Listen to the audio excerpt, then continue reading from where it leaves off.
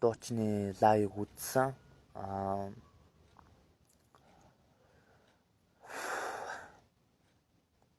Одоо бухимлаа гэдэг чи яах юм бэлээ. Тэгтэл айгүй амир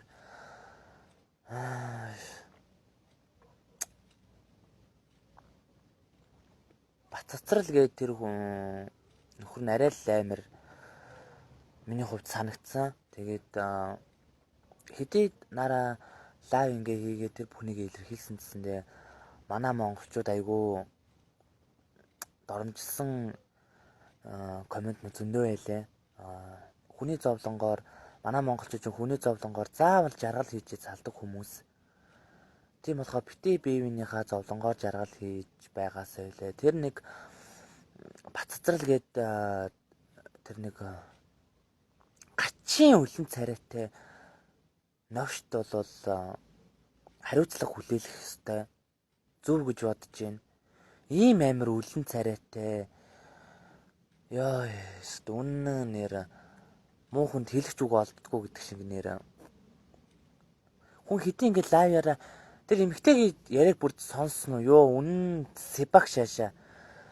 Чи лайв игээд юу гэлээ?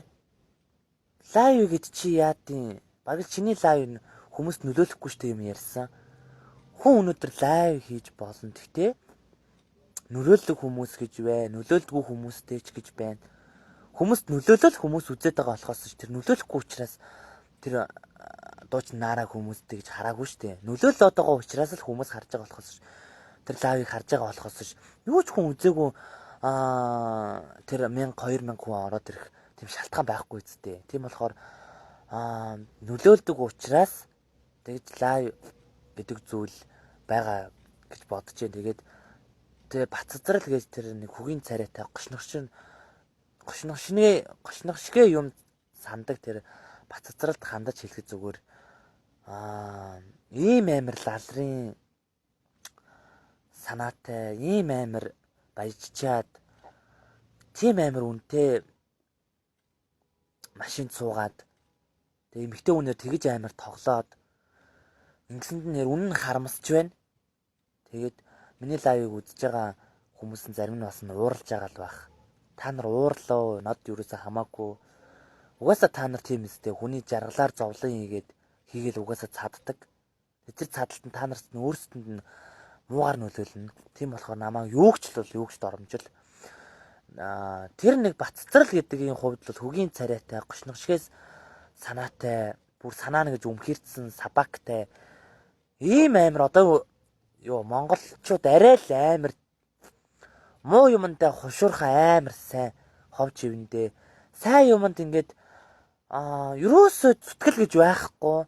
Бинийхээ тэр хүн ингээд өнөөдөр зовлонгоо тоочоод ингээ яриад тахад ойлгочих яага болдгүй юм бэ гэдэг асуудал нэр би асуулт тамаар байна.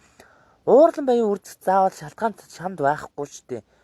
Тийм болохоор энэ уурлан барин үзээд байгаа хүмүүс бол өөрсдөө тэнэг болж таарах байх. Хүнийг доромжилж байгаа хүмүүс нь өөрсдөө яг тийм байх.